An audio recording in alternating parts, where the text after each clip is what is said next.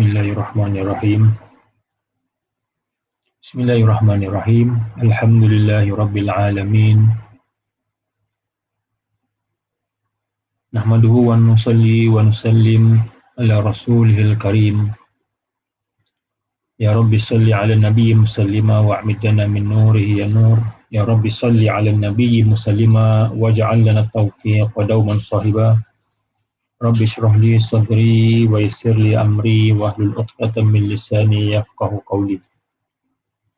Subhanaka la ilma lana illa ma 'allamtana innaka antal alimul hakim. Wa la haula wa la quwwata illa billahil aliyyil azim. Alhamdulillah. Assalamualaikum warahmatullahi wabarakatuh. Kita bertemu semula setelah beberapa tempoh kita tergendala kerana berbagai-bagai kekangan untuk saya online. Alhamdulillah, mungkin kita tukarlah daripada petang Ahad kepada petang Sabtu, insya-Allah. Mudah-mudahan Allah Ta'ala memudahkan segala urusan kita dan memberikan keberkatan, kerahmatan terhadap apa yang kita lakukan dan kita laksanakan, insya-Allah. Tak silap bahawa kita dah sampai kepada hadis yang ke-24, sebuah hadis yang agak panjang sedikit. Saya bacakan matan Arabnya. Hadis yang agak panjang sedikit daripada Abu Dzar radhiyallahu anhu. Okey. Daripada guru-guru kami dengan sanad yang bersambung sampai kepada Al-Imam An-Nawawi rahmatullah alaih.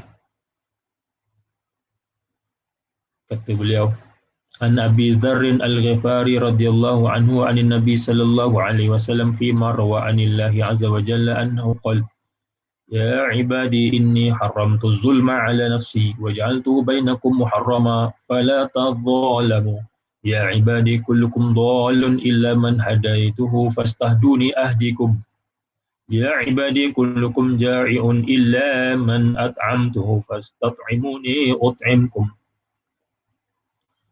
Ya ibadi kullukum 'arin illa man kasawtuhu fastaksuni aksukum Ya ibadi innakum tukhti'una bil-laili wan-nahar wa ana aghfiru adh-dhunuba jami'a fastaghfiruni aghfir lakum Ya ibadi innakum lan tablughu dhurri fatadurruni wa lan tablughu naf'i fatanfa'uni Ya ibadi law anna awwalakum wa akhirakum wa insakum wa jinnakum kanu ala atqa qalbi rajulin wahid minkum ma zada dhalika fi mulki syai'a Ya ibadi law anna awwalakum wa akhirakum wa insakum wa jinnakum kanu ala afjari qalbi rajulin wahidin minkum ma naqasa dhalika min mulki syai'a Ya ibadi law anna awwalakum wa akhirakum wa insakum wa jinnakum qamu fi sa'idin wahidin fasa'aluni fa'a'taitu kulla insanin mas'alata ma naqasa dhalika mimma 'indi illa ma yanqusul mikhyatu idza udkhila al-bahr Ya ibadi innama hiya a'malukum uhsiha lakum thumma uwaffikum iyyaha faman wajada khairan falyahmadillah waman wajada ghaira dhalika fala yalumanna illa nafsah rawahu Muslim. Satu hadis yang panjang yang mana hadis ini dinamakan hadis qudsi, hadis yang dinisbahkan kepada Allah Subhanahu wa taala. Hadis qudsi ini dinisbahkan oleh Nabi sallallahu alaihi wasallam kepada Allah Azza wa Jalla, tetapi ianya bukan Al-Quran, ya. Dia berbeza dengan Al-Quran, ya. Al-Quran juga kalamullah, kata-kata Allah Subhanahu wa taala. Dan hadis qudsi juga merupakan kalamullah, ya. Firman Allah Subhanahu wa taala. Cuma yang membezakan ialah Al-Quran itu, ya, dia mu'jiz, ya, merupakan mukjizat kepada Rasulullah sallallahu alaihi wasallam, ya, dan tidak mungkin yang dapat direka-reka. dan ianya lafaz dan maknanya daripada Allah Subhanahu wa taala. Berbeza dengan hadis qudsi, ya. Hadis qudsi ianya boleh direka-reka, ya, oleh pemalsu hadis atau para pendusta. Ya, ada banyak hadis yang dinisbahkan sebagai hadis qudsi, ya, kononnya Allah Subhanahu wa taala berfirman sekian. Ya. Tetapi ya, kedudukannya adalah palsu, ya, direka-reka oleh para pendusta atau pemalsu hadis. Jadi mereka ini lebih berat dosanya, ya, berbanding dosa orang yang mereka hadis, ya, secara dusta ke atas Rasulullah sallallahu alaihi wasallam. Sebab yang ini dia bukan saja berdusta ke atas Rasulullah, dia tambah satu lagi, iaitu dia berdusta ke atas Allah Subhanahu wa taala. Baik. Jadi tidak semua hadis qudsi hadis yang sahih. Ya. Jadi ada hadis yang sahih dan ada hadis yang dhaif, ada yang maudhu', ya, hadis yang palsu dan seumpamanya. Dan ianya berbeza dengan Al-Quran, ya, sebab Al-Quran itu merupakan kalamullah yang diriwayatkan secara mutawatir. Manakala hadis qudsi dia tak semua mutawatir, ya. Ada hadis qudsi yang merupakan hadis ahad. Hadis ahad ini ialah hadis yang diriwayatkan oleh seorang perawi ataupun lebih daripada seorang perawi, ya, tetapi tidak sampai bilangan mutawatir, ya, tidak sampai bilangan mutawatir. Kalau Al-Quran kalamullah, ya, yang mana diriwayatkan secara mutawatir daripada dahulu sehinggalah ke hari ini. Nah, ini adalah di antara hadis qudsi yang sahih yang diriwayatkan oleh Imam Muslim dalam kitab sahihnya daripada Abu Dzar Al-Ghifari radhiyallahu anhu daripada Rasulullah sallallahu alaihi wasallam berdasarkan apa yang diriwayatkan oleh baginda daripada Allah Azza wa Jalla bahawa dia berfirman, wahai hamba-hambaku, sesungguhnya aku mengharamkan ke atas diriku kezaliman dan aku jadikannya di kalangan kamu sebagai suatu perkara yang diharamkan. Ini maknanya Allah Ta'ala telah mengharamkan ke atas dirinya berlaku zalim. Tak boleh kita kata Allah Ta'ala itu zalim. Dan juga Allah Ta'ala telah mengharamkan sifat zalim ini ke atas seluruh hamba-hambanya. Maka janganlah kamu saling zalim menzalimi. Zalim ini melakukan sesuatu perkara aniaya, ya, satu perkara yang bukan pada tempatnya, ya. Kerana zalim itu meletakkan sesuatu bukan pada tempatnya, ya. Maknanya kalau di antara sesama manusia ini kita melakukan suatu perkara yang bukan kena pada tempatnya, ya, bukan hak yang sepatutnya sesama manusia ini, ya, untuk kita dalam berinteraksi, ya, di antara sesama manusia. Jadi kita telah berlaku zalim, ya. Kadang-kadang zalim ni sama ada secara zahir, maknanya kita gunakan tangan kita, kaki kita, ya, untuk menyakiti atau menganiaya saudara kita yang lain, tapi juga kadang-kadang, ya, secara konspirasi ataupun secara fitnah, ya, secara fitnah, ya, tanpa kita sentuh dia punya tubuh badan dia, tapi kita telah berlaku zalim terhadap dia, ya, dengan lidah kita. Ya, kena ingat hadis Nabi sallallahu alaihi wasallam, al-muslim man salim al-muslimun min lisanihi wa yadihi. Ya, seorang muslim itu adalah seorang yang mana orang-orang Islam, ya, berasa aman sejahtera daripada kejahatan, ya, lidah dan tangannya. Jadi lidah ini pun boleh menyebabkan kita menzalimi orang, ya, dengan melakukan fitnah dan seumpamanya. Hadis ini sebuah hadis yang sangat penting, ya, walaupun panjang. Sebab itu Imam Nawawi meletakkannya dalam himpunan Arba'in Nawawiyah yang merupakan hadis-hadis yang berkaitan tentang dasar-dasar atau prinsip-prinsip agama yang utama. Ya. Kata firman Allah, wahai hamba-hambaku, kamu semua sesat kecuali orang yang aku beri hidayah kepadanya. Maknanya semua ni sesat. Sesat dia punya apa ni, hukum asal. Hukum asal ni sesat. Okey. Kecuali, ada kecuali. Okey.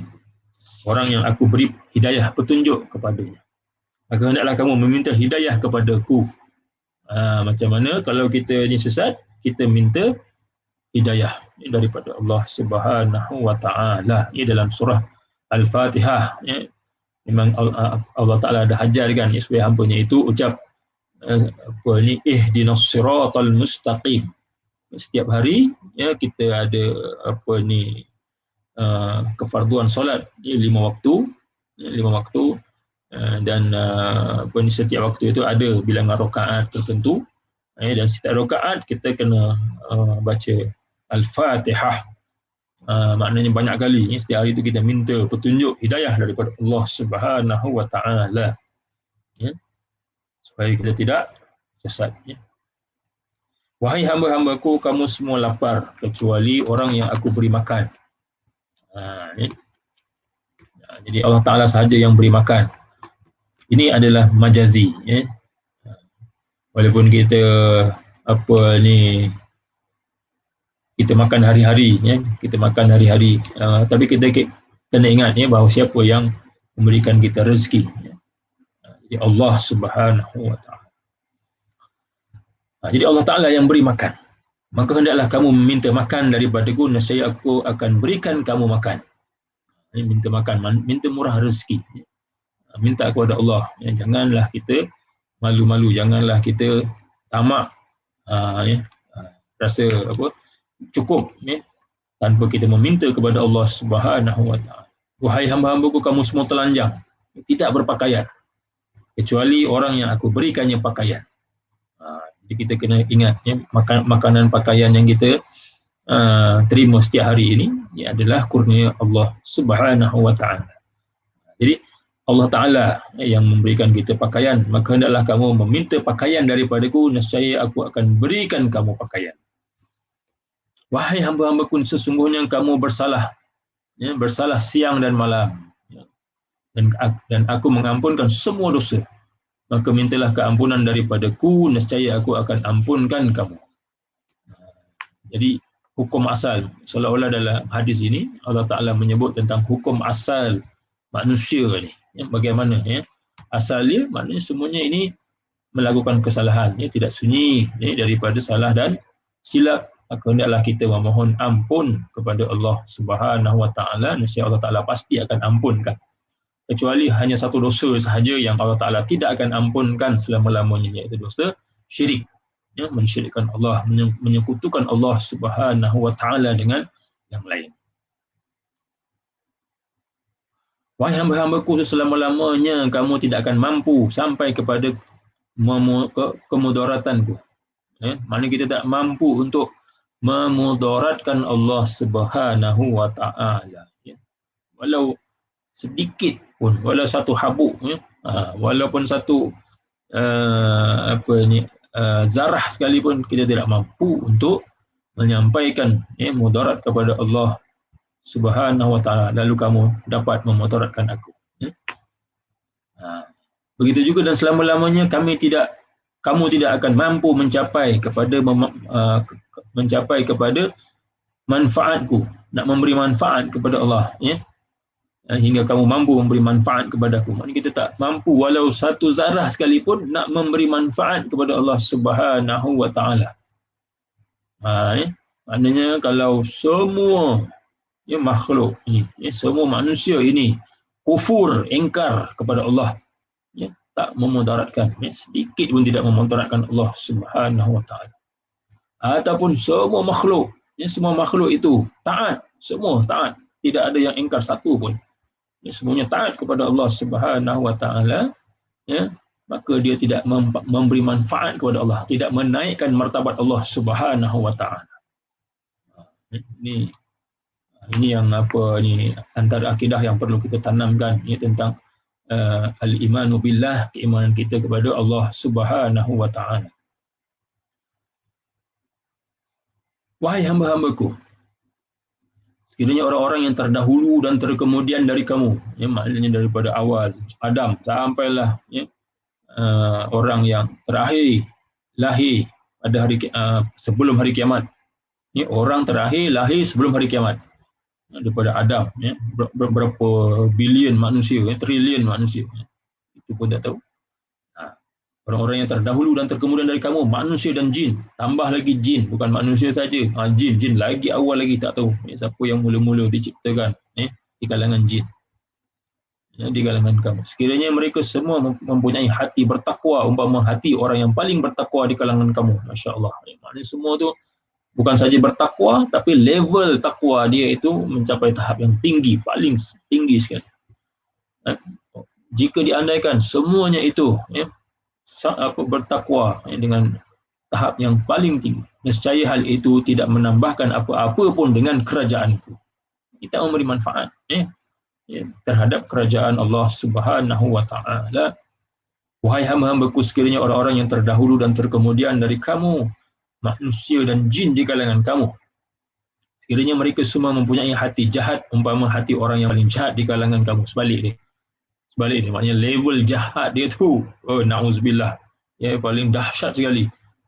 Bayangkan semua makhluk begitu, nescaya hal itu tidak mengurangkan apa-apa pun dalam kerajaan, ya, tidak memudaratkan sedikit pun Allah kepada Allah Subhanahu wa taala.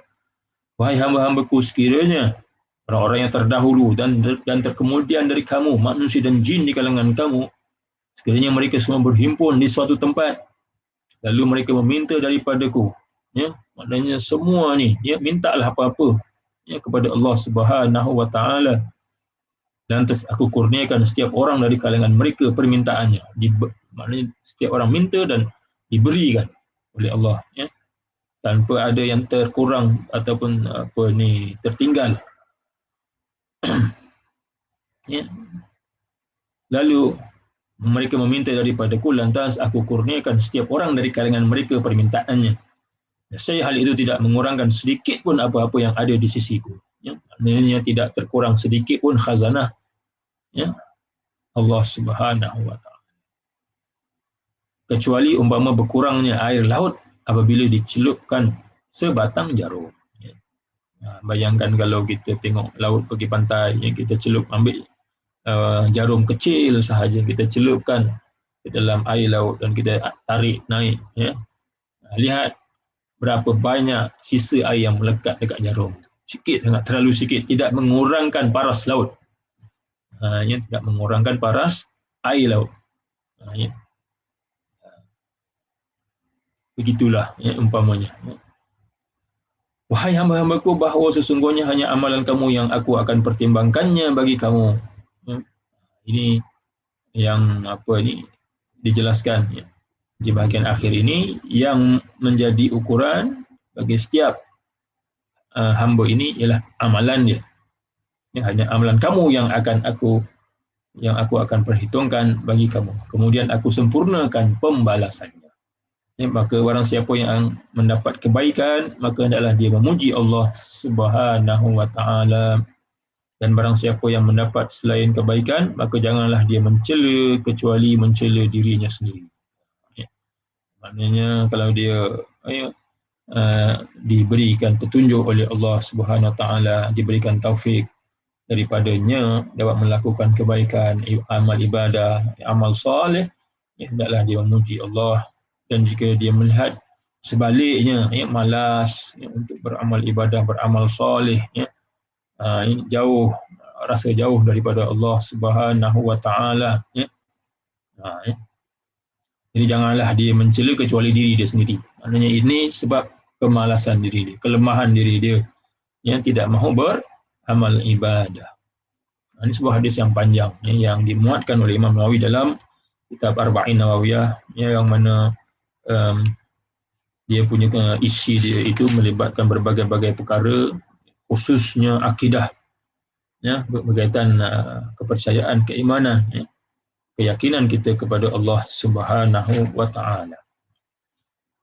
Yang mana kalau kita selalu ingat hadis ini, selalu kita bacakan, ulangkan, insya-Allah dia akan menjadi panduan yang berguna dalam kehidupan seharian kita. Hadis yang ke-25 juga daripada Abi Dzar radhiyallahu anhu. An Abi Dzar radhiyallahu anhu aidan anna nasan min ashabi Rasulillah sallallahu alaihi wasallam qalu lin Nabi sallallahu alaihi wasallam ya Rasulullah dhahaba ahlu duthuri bil ujuri yusalluna kama nusalli wa yasumuna kama nasum wa yatasaddaquna bi fuduli amwalihim qala awalaysa qad ja'ala Allahu lakum ma tasaddaqun inna bi kulli tasbihatin sadaqah wa kulli takbiratin sadaqah wa kulli tahmidatin sadaqah wa kulli tahlilatin sadaqah wa amrun bil ma'rufin sadaqah wa nahyun 'anil munkarin sadaqah wa fi bud'i ahadikum sadaqah. Qalu ya Rasulullah ayati ahaduna syahwatahu wa yakunu lahu fiha ajr. Qalu ara'aytum law wada'aha fi haramin akana 'alayhi wizr. Wa kadzalika idza wada'aha fil halali kana lahu ajr. Rawahu Muslim. Daripada Abu Dzar radhiyallahu anhu juga bahawa sebahagian sahabat Rasulullah sallallahu alaihi wasallam berkata kepada Nabi sallallahu alaihi wasallam, wahai Rasulullah, orang-orang kaya telah mendapat banyak pahala. Ini maknanya yang berjumpa ini ialah yang miskin, yang tidak mempunyai harta, sahabat-sahabat Nabi yang kurang bernasib baik dari segi harta tidak mempunyai harta kekayaan. Jadi di zaman Nabi ini sudah ada orang yang miskin, ada orang kaya pun ada. Jadi orang yang miskin ini dia bertemu dengan Nabi apabila melihat orang-orang kaya ini dapat melaksanakan mengeluarkan sedekah, membelanjakan harta fi sabilillah, tapi mereka itu tidak mampu, tidak ada duit untuk mereka mengeluarkan perbelanjaan fi sabilillah. Maka mereka datang mengadu kepada Rasulullah, ya Rasulullah, orang-orang kaya telah mendapat banyak pahala. Mereka bersembahyang sebagaimana kami sembahyang. Mereka ini sama-sama sembahyang. Mereka berpuasa sebagaimana kami berpuasa. Dan mereka bersedekah. Masing-masing dapat bersembahyang, masing-masing dapat berpuasa. Tapi dalam bab bersedekah, tak sama pula. Ini yang mereka adukan kepada Rasulullah sallallahu alaihi wasallam. Jadi mereka ini tidak dapat nak bersedekah, nak mendapat merebut ganjaran pahala bersedekah. Ini kalau orang-orang yang mempunyai kelebihan harta, orang-orang yang berada, orang yang berduit, orang yang kaya, ini kelebihan mereka. Mereka itu dapat membelanjakan harta fi sabilillah. Jadi baginda bersabda, bukankah Allah Ta'ala telah menjadikan bagi kamu sesuatu yang kamu boleh bersedekah dengannya? Apa yang Nabi jawab? Bukankah Allah Ta'ala juga telah menjadikan sesuatu yang kamu boleh mengeluarkan sedekah dengannya? Jadi sahabat yang mendengar ini maknanya, walaupun tak ada duit, tapi boleh kita bersedekah. Bagaimana? Sesungguhnya dengan setiap kali tasbih itu adalah sedekah. Tasbih, subhanallah, ucapan subhanallah. Okey. Jadi kita berikan pada siapa? Kalau orang kaya tadi memang nampak duit diberikan kepada orang miskin. Dibelanjakan fi sabilillah duit. Tapi tasbih ini dia nak beri pada siapa? Kalau ikutkan zahir hadis ni, sedekah tu dia ucap subhanallah untuk diri dia sendiri, sedekah pada diri sendiri. Tapi boleh tak sedekah kepada orang lain?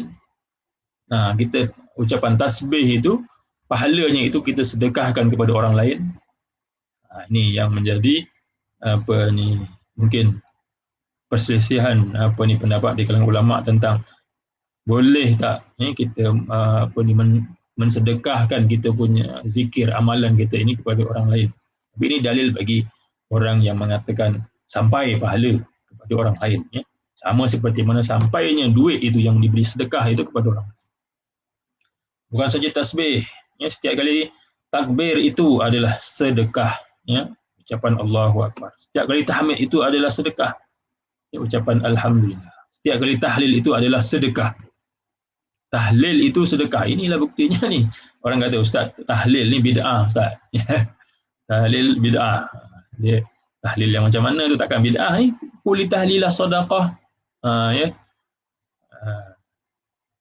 Dia apa? Mungkin bentuk tu bentuk kenduri yang dalam makan-makan itu. Makan-makan pun nak kata apa ni, tak betul pun Nabi memang menganjurkan ya. Supaya memberi makan ya. Atimut ta'am, berilah ya makan kepada orang lain. Ada satu hal ya. Jadi kenduri itu satu hal, tahlil satu hal lain. Jadi dua pahala lah sebenarnya. Ya, dua pahala. Walaupun bentuknya itu mungkin tidak dilakukan di zaman Nabi sallallahu alaihi wasallam, tapi Nabi telah memberikan kita ya, dasar-dasar, prinsip-prinsip, garis-garis panduan yang mana inilah yang diikuti oleh para alim ulama ya. Sebab itu yang mudah sekali ialah apabila sesuatu itu tidak terkeluar daripada syarak ya, senang saja tidak terkeluar daripada syarak ya, tidak terkeluar dari lingkungan ya, syarak itu masih lagi dalam lingkungan syarak, tidak boleh kita katakan sebagai bid'ah yang sesat. Baik, setiap kali tahlil itu adalah sedekah. Menyuruh kepada ma'ruf itu sedekah. Mencegah kemungkaran itu sedekah, dan pada kemaluan seseorang kamu pun ada sedekahnya. Pelik juga ya. Ada sedekahnya. Mereka bertanya, wahai Rasulullah sallallahu alaihi wasallam, adakah apabila salah seorang kami melepaskan syahwatnya pun dia beroleh pahala?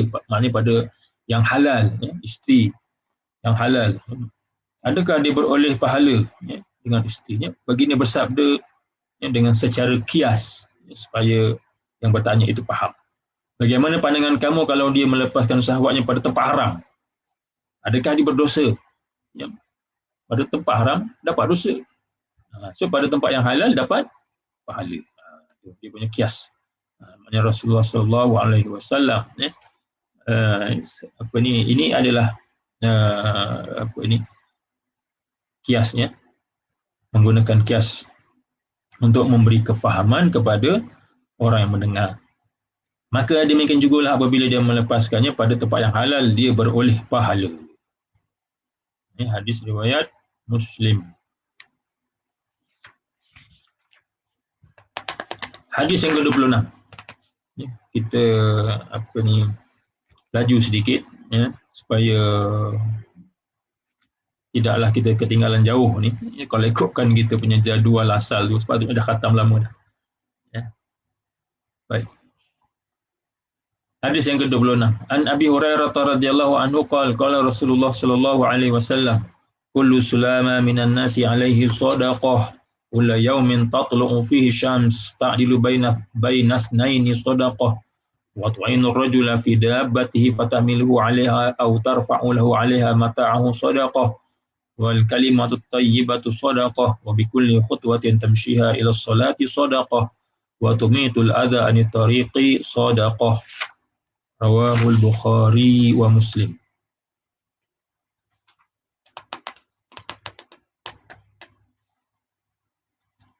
Baik. Masih lagi berkaitan tentang amalan-amalan yang kita lakukan itu dikira sebagai sedekah ya. Dan ini hadis daripada Abu Hurairah ya, radhiyallahu anhu.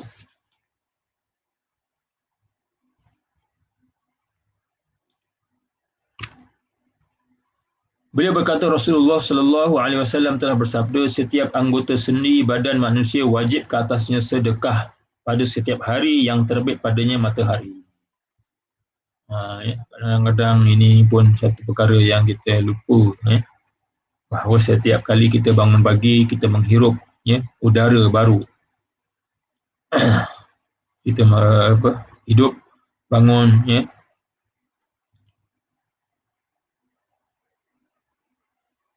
Di tubuh badan kita ada, dalam hadis lain menyebut 360 sendi. 360 sendi. Sulama, kullu sulama. Maksudnya daripada kepala sampai badan, tangan, tubuh badan kita, rangka, rangka tubuh badan kita sampai kaki, sampai hujung kaki, dia ada tulang-tulang, sama ada tulang besar ataupun tulang kecil. Dia semuanya itu dia bersambung-sambung, bersambung-sambung. Dia ada 360 sendi, 360 sendi. Dan wajib ke atasnya sedekah. Wajib ditunaikan sedekah ke atasnya. Wajib ditunaikan sedekah ke atasnya. Maknanya anggota badan sendi dalam tubuh badan kita ini ada 360. Kalau wajib ditunaikan sedekah setiap satu daripadanya, artinya kena ada 360 sedekah. Kena ada 360 sedekah. Okey. Engkau berlaku adil, iaitu mendamaikan antara dua orang yang berbalah, bergaduh. Adalah sedekah. Itu dikira sedekah. Engkau membantu seseorang naik kenderaannya atau mengangkat barang-barang ke atas kenderaannya adalah sedekah. Tolong je. Tolong. Walaupun sikit ni, kita tolong sikit je. Bantu dia sikit. Masuk dalam kereta. Kalau zaman dulu mungkin dia untuk dia naik unta, nak letakkan barang atas unta, ataupun kuda nak letakkan barang atas unta atau keldai. Tapi sekarang ni mungkin kita bantu untuk masukkan ni dalam kereta, bantu.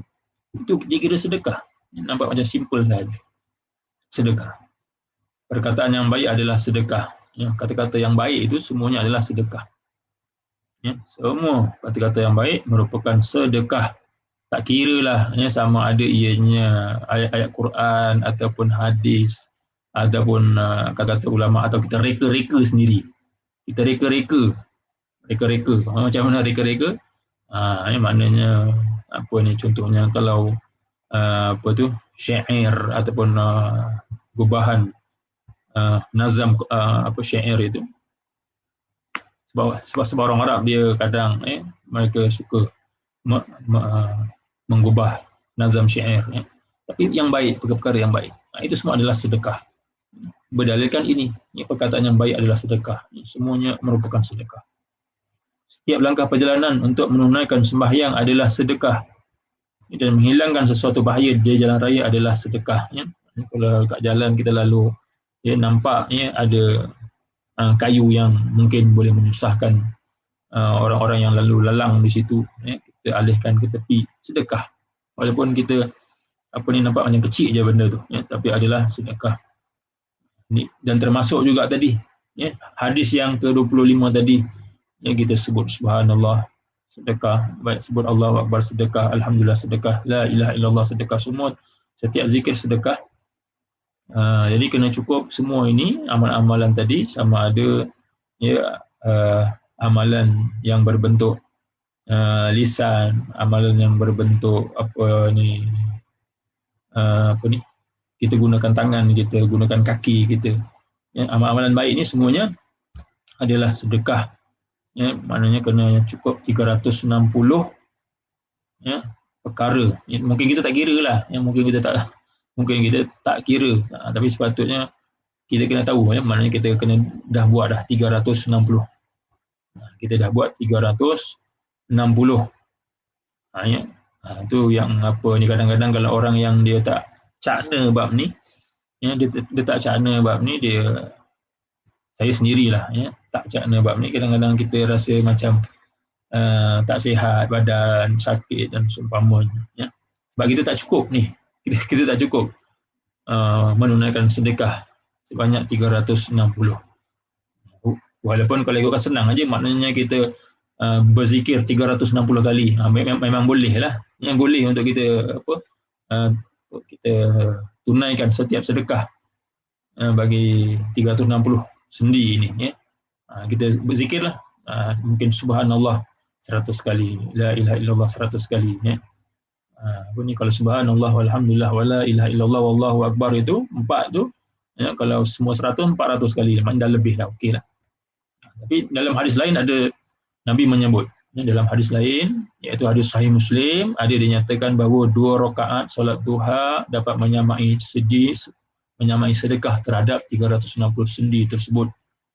Ini siapa orang yang memang dia dapat diberi taufik, ya, menunaikan solat duha walaupun 2 rakaat saja, ya, dia telah menunaikannya yang 360 sendi. Hadis riwayat Al-Bukhari dan Muslim. Terus hadis yang ke-27, Anin Nawas bin Sam'an radhiyallahu anhu anin Nabi sallallahu alaihi wasallam qala al-birru husnul khuluq wal ithmu ma haka fi nafsik wa karihta an yattali'a alaihi an-nas. Rawahu Muslim. Wa an Wabisah bin Ma'bad radhiyallahu anhu qala ataitu Rasulullah sallallahu alaihi wasallam faqala ji'ta tas'alu 'anil birr qultu na'am faqala istafti qalbak al-birru matma'annat ilaihi nafs wa matma'anna ilaihi al-qalb wa ithmu ma haka fi nafs wa ma haka fi nafsi wa taraddada fi sadri wa in aftaka an-nas fa aftauka. Hadisun hasan rawainahu fi musnadai al-imamaini Ahmad ibn Hanbal wa Darimi bi isnadin hasan. Daripada An-Nawas bin Sam'an radhiyallahu anhu, daripada Nabi sallallahu alaihi wasallam baginda bersabda, kebajikan itu ialah kebaikan budi pekerti. Ya. Ini seolah-olah seperti definisi apa dia al-birru. Al-birru ialah husnul khuluq. Apa dia kebajikan? Kebajikan ialah kebaikan budi pekerti, akhlak yang baik. Ya. Kebajikan itu ialah akhlak yang mulia, akhlak yang baik. Wal ithmu, dan dosa itu, apa definisi dosa? Ialah apa yang tergetar dalam diri, ya, terdetik, terdetak ke terdetik, atau tergetar dalam dirimu, maknanya kita tahu dah, rasa macam tak sedap, ya, tu maksud, rasa tak sedap, dan engkau benci orang lain mengetahuinya. Maknanya kita apa ni, kalau orang lain tengok ni, tak sukalah, ya. Itu al-ism, definisi dia. Definisi dia. Jadi seolah-olah hadis yang ringkas ini, ya, ada definisi al-birru, lawan dia al-ismu, ya, perbuatan baik dan juga perbuatan dosa. Jadi perbuatan yang baik itu adalah akhlak yang baik, ya, akhlak yang mulia. Dan perbuatan dosa itu yang mana kita rasa, ya, dalam hati kita itu rasa tak sedap, ya, maknanya kita sendiri merasa benda itu tak betul, ya, tak betul. Hatta kalau kita tengok orang-orang kafir pun, ya, orang-orang kafir pun kadang-kadang dia tahu benda itu tak betul, ya, benda itu salah, ya, apabila dia menipu ataupun dia melawan ibu bapa dia, ya, dia melakukan perkara-perkara yang memang satu perkara yang salah dan tak betul lah, mengikut semua manusia, tak kira agama apa pun, ya, tahu benda tu salah. Hatta minum arak pun mereka tahu salah, ya, mereka tahu arak ni tak bagus, ya. Mereka tak benarkan budak-budak kecil, kanak-kanak ini, ya, selagi tak sampai umur 18 tahun, mereka sendiri tak benarkan untuk minum arak, tak bagus ni, yang dia tahu. Jadi ini dosa, ya, yang mana yang di sini ditambah lagi, dan engkau benci orang lain mengetahuinya, maknanya kalau dilakukan secara bersembunyi, ya, takut orang lain tahu, itulah, ya, juga termasuk dalam definisi al-ismu, ya, dosa. Ini hadis riwayat Imam Muslim yang ringkas, tetapi ada satu lagi hadis yang dibawakan oleh Imam Nawawi dalam hadis yang ke-27 ini. So kiranya ada 2 hadis, ya, kiranya ada 2 hadis dalam hadis yang ke-27, tetapi lebih kurang, ya, lebih kurang dari segi makna, walaupun hadis yang kedua lebih panjang. lebih panjang. Ya, daripada Wabisah bin Ma'bad radhiyallahu anhu, beliau berkata, aku telah menemui Rasulullah sallallahu alaihi wasallam, lalu baginda bersabda, engkau datang mahu bertanya tentang kebajikan? Aku berkata, ya. Dia mungkin ada asal sebelum daripada tiba-tiba Nabi bertanya ni. Kena tengok kepada Musnad Ahmad dan Musnad Ad-Darimi. Cuma Nabi dah tahu dah. Pertanyaan Nabi itu macam dah tahu tentang hajat Wabisah. Kau datang mahu bertanya tentang kebajikan, tentang albir. Jawab Wabisah, ya. Begini bersabda, mintalah fatwa dari hatimu. Istafti qalbak. Maknanya kena tengoklah hati kamu. Ya. Apa yang hati kamu kata.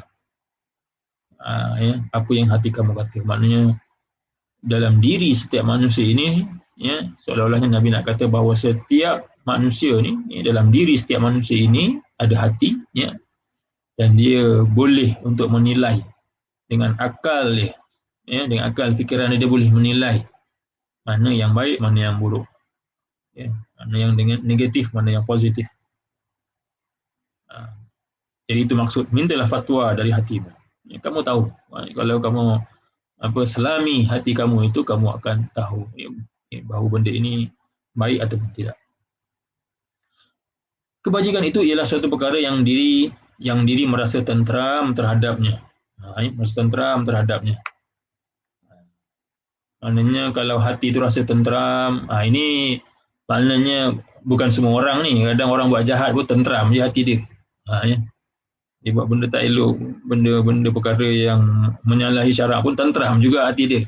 Ini bukan orang yang macam tu. Ini merujuk kepada orang yang hati dia bersih lah, ya, hati yang bersih. Jadi orang yang hati yang bersih ini dia akan rasa tentera, ya, bila dia melakukan kebaikan, dan hati berasa tenang kepadanya, ya, berasa tenteram dan tenang.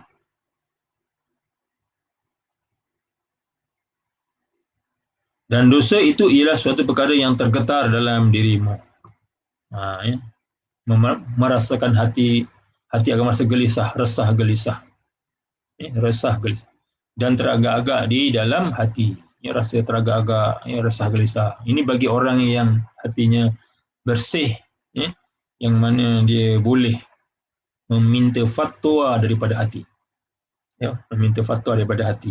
Jadi dia tahu bahawa ni perkara ni memang salah, ya, dia tahu perkara ni salah. Sekalipun ada orang yang memberikan fatwa kepadamu berulang-ulang kali, dia tahu benda itu salah, ini tak sedap hati dia. Walaupun orang memberikan fatwa boleh ni, boleh, berulang-ulang kali. Wa in aftakan nasu wa aftauka. Sekalipun ada orang yang memberikan fatwa kepadamu berulang-ulang kali. Maknanya memanglah fatwa menunjukkan bahawa fatwa ini longgar. Dia kadang-kadang berbeza dengan hukum. Orang dah tahu dah hukum tu salah hukum dia. Tapi bila dia dah terbuat itu, dia kena minta fatwa dengan mufti, ya. Jadi mufti pun cuba selesaikan masalah dia ni, supaya dia ni boleh tidaklah dikenakan hukuman seperti mana hukum yang asal, ya, tidak dikenakan hukuman seperti mana hukum yang asal. Jadi fatwa ni kadang-kadang dia akan melihat segala aspek, ya, segenap segi dia tengok. Jadi hukum dia boleh berubah daripada hukum yang asal. Itu fatwa, ya, fatwa. Jadi fatwa ini kadang-kadang, ya, dia bersifat longgar, kadang-kadang bersifat ketatlah, ya, maknanya untuk menjaga syarak, batasan syarak itu kadang-kadang kena tegas, kadang-kadang kena beri kelonggaran, ya. Maknanya kelonggaran itu kena tengok, mungkin dalam mazhab Syafi'i contohnya, ya, tak boleh, tapi bila tengok mazhab lain masih lagi boleh. Maknanya fatwa kadang-kadang dikeluarkan berdasarkan untuk dia melepaskan orang tersebut, ya. Jadi fatwa ni dia seperti case by case lah, ya. tengok kepada kes apa yang berlaku. Ya, tengok kepada apa yang berlaku. Jadi bila orang lain nak guna fatwa tu sebenarnya tak sesuai. Ya, bila orang lain nak gunakan fatwa tu sebenarnya tidak sesuai. Ya, dia kena gunakan hukum yang asal. Seperti contohnya, orang orang yang haid, wanita yang haid, dalam period itu dia tidak boleh menyentuh Al-Quran, membaca Al-Quran, tak boleh. Hukum asal dia tak boleh. Tetapi bila kena pada pelajar perempuan yang berada di sekolah tahfiz, ataupun di program tahfiz, tak kira lah di sijil ataupun diploma ataupun sarjana muda, tapi dia sebagai seorang pelajar tahfiz, jadi dia kalau dia tak menyentuh membaca Al-Quran itu, maka akan menyusahkan dia itu, sebab belajar ni dia ada tempoh dia, ada tempoh, setahun, naik lagi tahun yang seterusnya, naik tahun seterusnya. Kalau di universiti mungkin ada semester sekejap je, habis satu semester. Jadi kalau dia asyik tak boleh menghafal Al-Quran, membaca Al-Quran, habis dia akan ketinggalan. Jadi sebab itu fatwa untuk dia lain, fatwa lain, harus diharuskan dalam keadaan yang begitu. Tapi fatwa itu tak boleh digunakan oleh orang lain sebarangan. Orang lain sebarangan nak guna fatwa tu, boleh ni, boleh. Tak boleh. Orang lain tak boleh. Okay.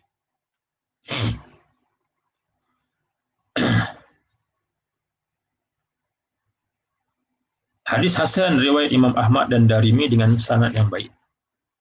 Walaupun ada yang kata sanad ini dhaif dan sebagainya, tapi Imam Nawawi kata sanad yang hasan, hadis hasan. Baik, satu lagi saya bacakan untuk hari ini, untuk petang ini, hadis 28. An Abi Najihin Al-Irbad bin Sariyah radhiyallahu anhu qala wa'azana Rasulullah sallallahu alaihi wasallam mau'izatan wajilat minha al-qulub wa zarafat minha al-uyun faqulna ya Rasulullah ka'annaha mau'izatu muwaddi'in fa'awsina. Qala awsikum bitaqwallah wa sam'i wa ta'ati wa in ta'ammara 'alaikum 'abdun fa innahu man ya'ish minkum fasayara ikhtilafan katsira fa 'alaikum bi sunnati wa sunnatil khulafa'ir rasyidin al mahdiyyin 'addu 'alaiha bin nawajidh wa iyyakum wa muhdatsatil umur fa inna kulla bid'atin dhalalah. Rawahu Abu Dawud wa Tirmizi wa qala hadisun hasanun sahih. Daripada Abu Najih Al-Irbad bin Sariyah radhiyallahu anhu berkata, Rasulullah sallallahu alaihi wasallam telah menasihati kami suatu nasihat yang menggetarkan hati dan mencucurkan air mata. Maknanya air mata mengalir, berlinangan keluar, kerana mereka menangis dengan bersungguh-sungguh. Jarang kita dengar bila orang berceramah, para hadirin itu dia menangis bercucur air mata, jarang. Kalau ada penceramah yang hebat ini, seperti Rasulullah sallallahu alaihi wasallam, dapat hati itu rasa gemetar, rasa takut, mengalir air mata. Seperti mana sahabat-sahabat Nabi radhiyallahu anhum ajma'in. Jadi ini merupakan suatu perkara yang berlaku. Dia bukannya perkara yang boleh disengajakan untuk dibuat-buat, boleh dibuat-buat, tidak. Tapi ini datang daripada hati yang ikhlas, keimanan yang jitu kepada Allah Subhanahu wa taala. Jadi para sahabat merasa takut, sehingga berlinangan air mata mereka.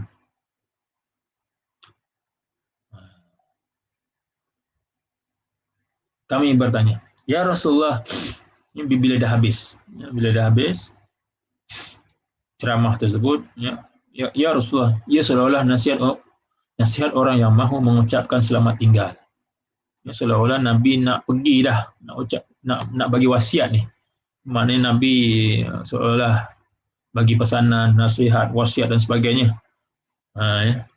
Macam nak pergi dah. Itu yang maksud seolah-olah mahu mengucapkan selamat tinggal. Maka berikanlah kami wasiat. Jadi mereka minta Nabi berikan wasiat. Jadi mereka yang minta. Jadi bila wasiat, ini sesuatu yang besar. Sesuatu yang besar. Yang mana dan apa yang akan diberi oleh Nabi ini juga sesuatu yang sangat penting. Bila besar ni, kalau dalam agama usul. Namanya usul, dasar-dasar atau prinsip-prinsip utama dalam agama. Jadi baginda bersabda, aku mewasiatkan kamu supaya bertakwa kepada Allah Subhanahu wa taala. Ni satu. Dan supaya mendengar dan taat sekalipun kamu diperintah oleh seorang hamba. As-sama' wa ta'ah, dengar dan taat kepada pemimpin. Walaupun pemimpin itu mungkin asalnya martabat dia lebih rendah, iaitu seorang hamba. Sesungguhnya barang siapa yang di kalangan kamu yang masih hidup, nanti nescaya dia akan melihat banyak perselisihan. Nabi dah khabarkan akan berlaku banyak perselisihan. Apabila naik Sayyidina Uthman bin Affan radhiyallahu anhu, ini merupakan takdir lah, maknanya perancangan Allah Ta'ala yang Allah Ta'ala telah rencanakan. Bila naik Khalifah Uthman bin Affan radhiyallahu anhu, maka berlakulah rasa tidak puas hati, akhirnya membawa kepada pembunuhan beliau. Kemudian naik Sayyidina Ali bin Abi Talib radhiyallahu anhu, ini sebagai khalifah yang keempat. Masih berterusan lagi perselisihan di kalangan umat Islam ini, sehingga berlaku perang Jamal, sehingga berlaku perang Siffin antara Ali dan Muawiyah radhiyallahu anhum ajma'in. Jadi ini yang bermulanya ikhtilafan katsira. Maknanya perselisihan yang sengit ini. Jadi apa nasihat Nabi? Sehingga maknanya bermula daripada itu, jadi terus berlaku perselisihan di kalangan umat Islam. Maka hendaklah kamu mengikuti sunnahku dan sunnah al-khulafa ar-rasyidin yang mendapat hidayah. Jadi berpeganglah dengan sunnah Nabi.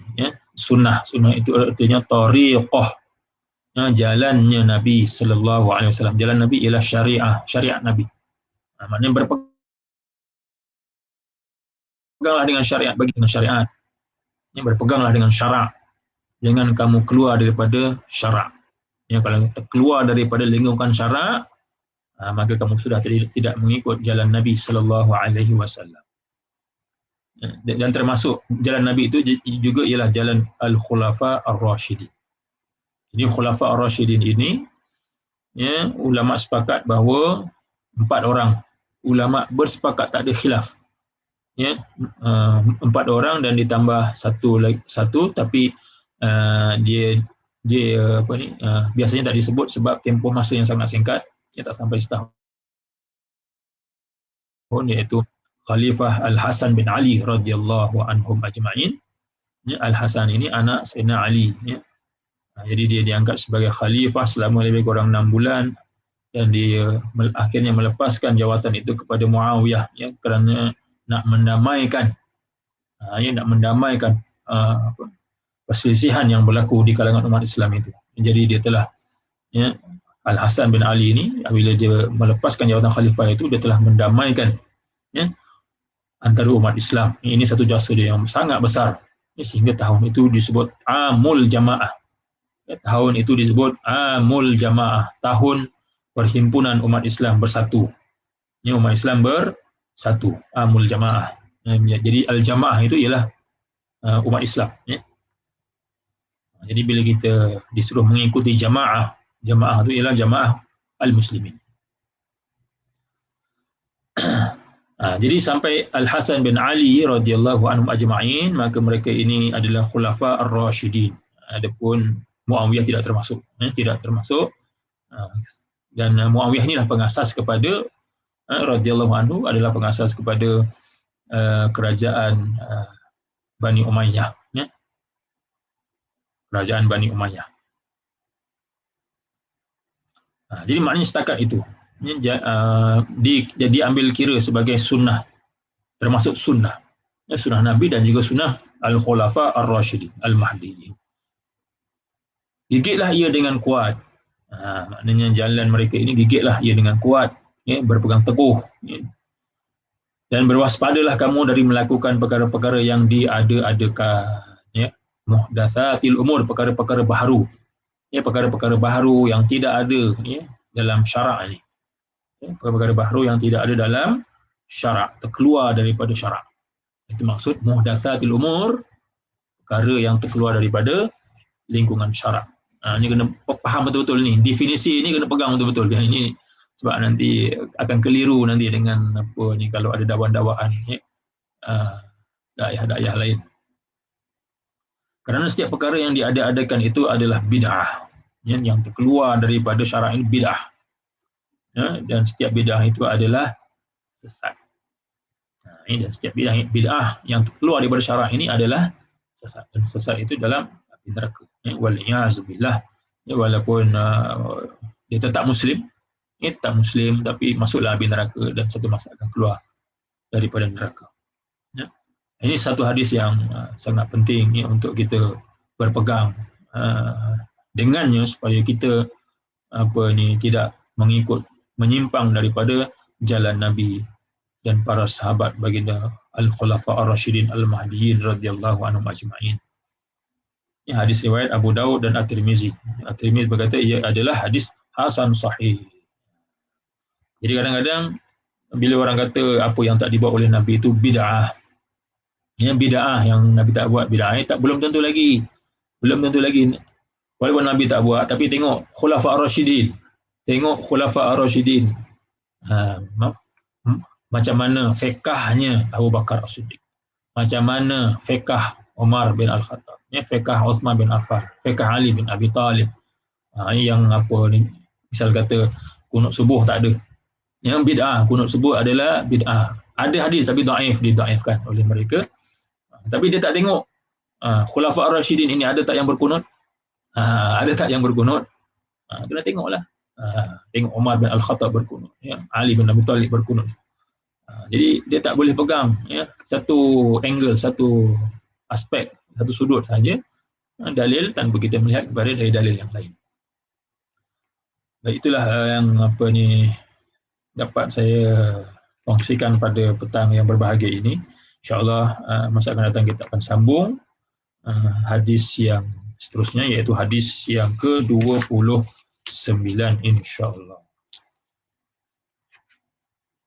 Baik, saya lupa ada satu soalan yang diajukan tapi saya hilang dalam WhatsApp tu hilang. Jadi saya tak ingat dah. Mungkin nanti siapa yang bertanya itu boleh ulang semula soalan itu. Mungkin saya akan jawab di hujung macam ni lah, di hujung, ataupun mungkin mula-mula tu kalau saya ingat saya jawab di awal ataupun di akhir. Itu je. Jadi sebarang kelemahan itu daripada diri saya sendiri, dan semua yang baik itu datang daripada Allah Subhanahu wa taala. Dan kita sudahi dengan tasbih kafarah. Subhanakallahumma wa bihamdika asyhadu an la ilaha illa anta astaghfiruka wa atubu ilaik. Assalamualaikum warahmatullahi wabarakatuh.